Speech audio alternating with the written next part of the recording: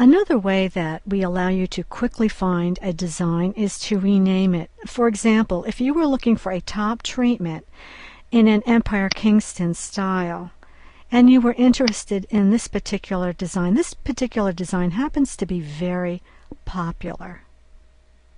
And a lot of our workrooms use this style. And some workrooms actually call it a name like the Jennifer or the Diane. One of the major workrooms calls this a cornice-topped swag. They actually give it a key name of VA2.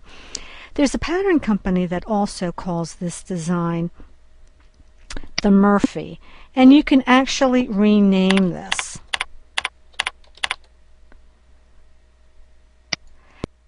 Now notice, in order to rename the design, I just clicked on the rename command down here in the bottom of my browser.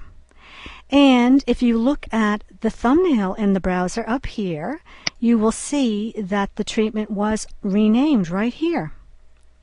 And if you wanted to then quickly find that design, you can just click on your search command and type in your keyword and hit the enter key.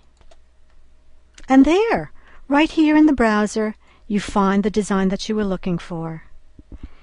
And if you ever want to rename it again or take away the name, just click on the rename item again and just blank out that field.